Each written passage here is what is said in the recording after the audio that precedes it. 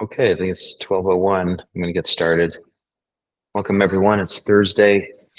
Um, I'm continuing to travel, so I'm grateful for my internet connection here.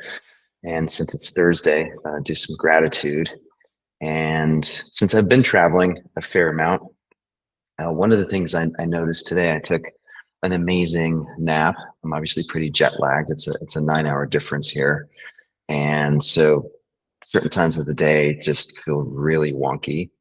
Just having the luxury of actually being able to just give into it.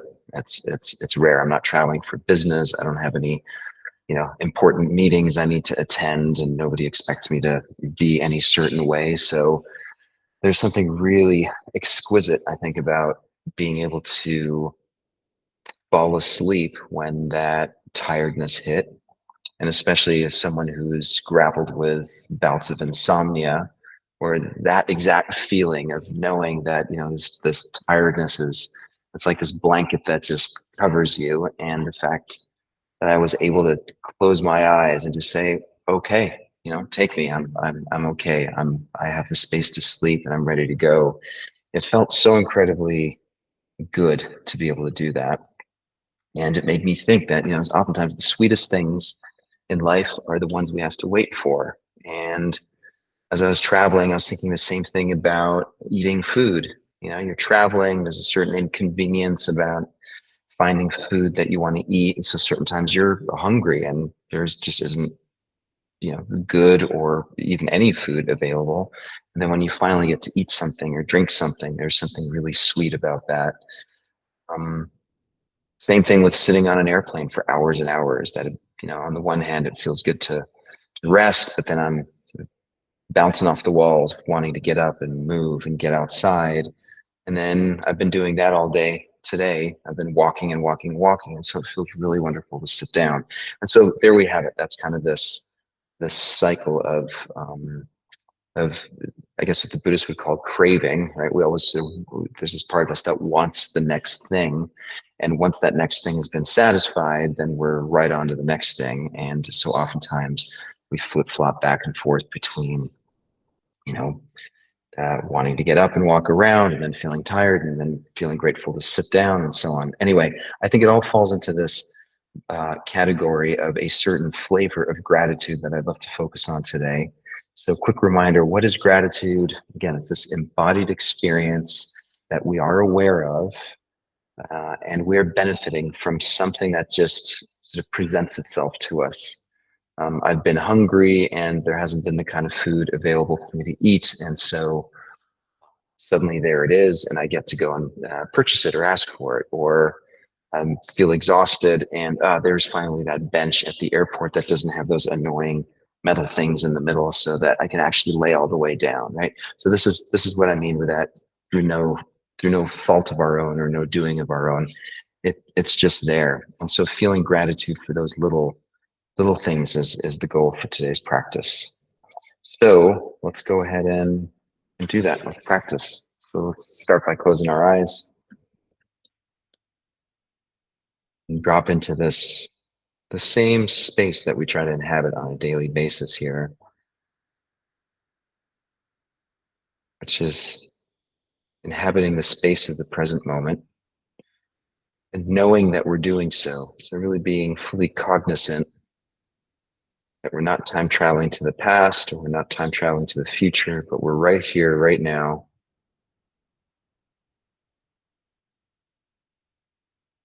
sitting, standing, laying down, however you find yourself.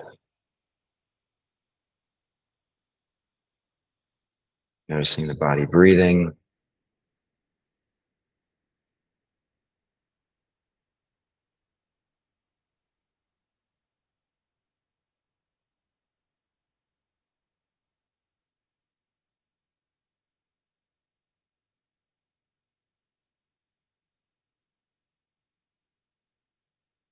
noticing the feet flat on the ground,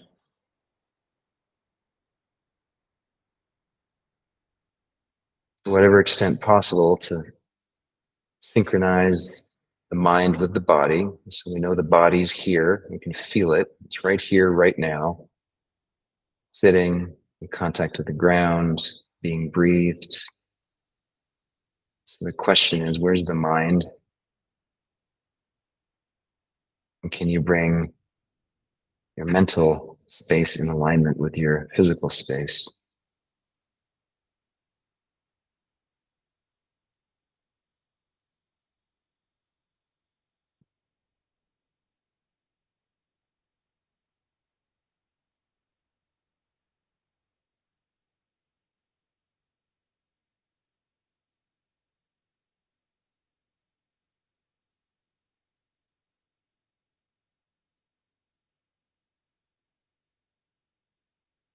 And then we'll take a little gander through our memory. So I'd love for you to think about a time when you felt really hungry or thirsty, and food or drink was not readily available. So maybe you were out walking, you were driving, or you were traveling somewhere. And see if you can just drop back into that experience. And notice how that experience felt. Were you hangry? You're slightly irritated, annoyed, on edge?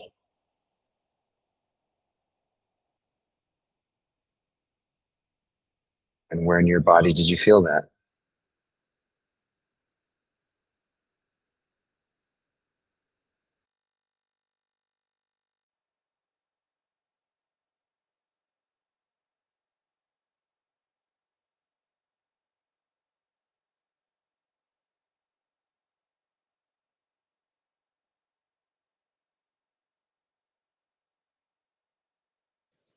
And then notice that there's an inflection point when you finally get to a place where you can drink, where you can eat, and you can satisfy that hunger.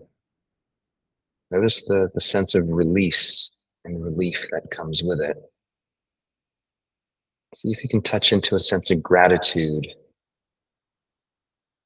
that comes with that experience, that letting go, that appreciation that this thing that I've been wanting for a while now that has left me feeling uncomfortable is finally here.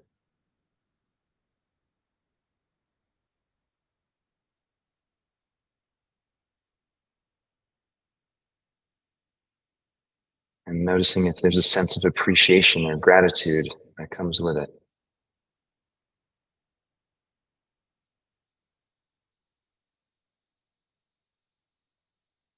Closing your eyes and taking that first bite,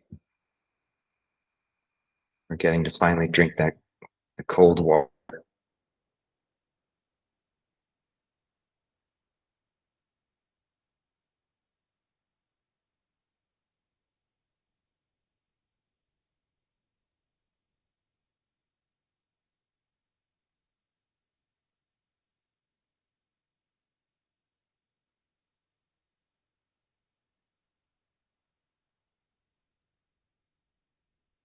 And then shifting gears a little bit, think about a time when you had to stand for whatever reason. You were standing in line, there's no seat available. Maybe it was on a subway or a bus. It just wasn't possible for you to sit down.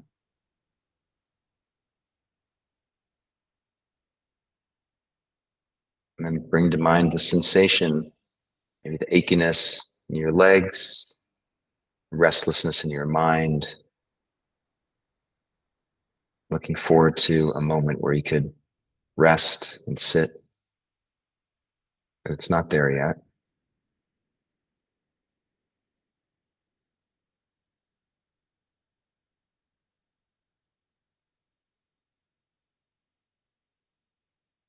And then again, noticing that inflection point when you finally did get to sit down or lay down.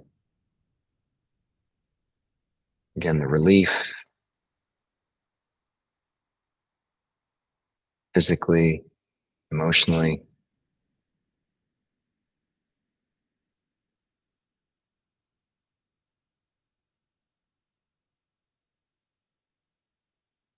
And notice the gratitude that can come with that.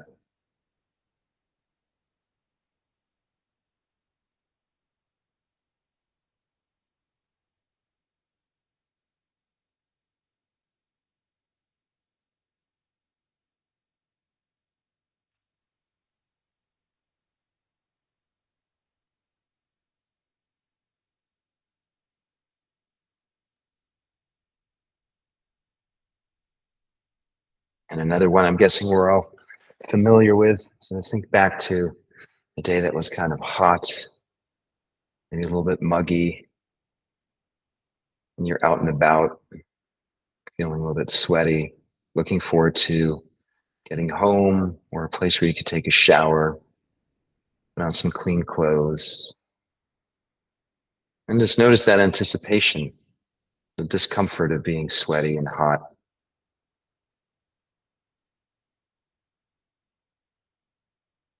It can preoccupy the mind, affect our attitude, mood.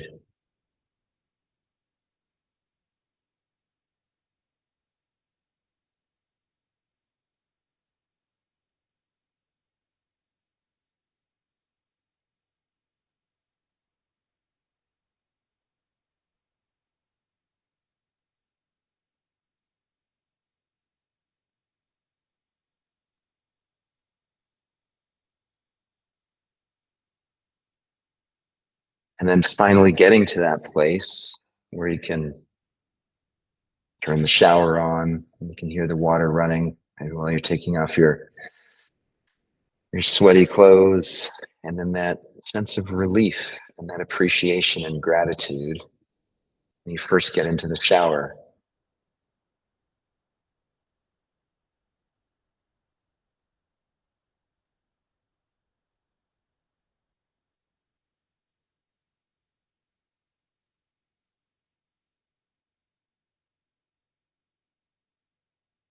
And for me, traveling heightens the awareness of lots of those little moments, like being able to get away from a big crowd that feels really noisy and finding a quiet place. There's so many moments. Finally finding a bathroom, another big one. The day's literally filled with lots and lots of moments where the anticipation builds and then finally finds this release. If we're really paying attention, that in and of itself can be an amazing gratitude practice. It's all these little experiences where we finally get to scratch the itch. And it's an invitation to not let those just go by unnoticed, just to notice the little things and appreciate them.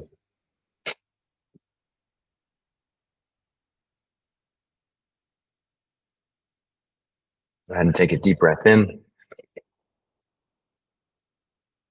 Exhale all the way. And then hold for 5, 4, 3, 2, 1. Another deep inhale. Exhale. Relaxing. Hold for 5, 4, 3, 2, 1. Go ahead, open your eyes. Come on back. As usual, I hope that was a helpful twist on gratitude. Feels very personal for me right now, just because I'm experiencing lots of these moments where there's that kind of buildup and then that release. And I'm trying to make sure that I'm really present and really aware of when they're happening. So hope that's helpful. Hope to see you tomorrow, same time, same place. Have a good one, everyone. Take care. Bye.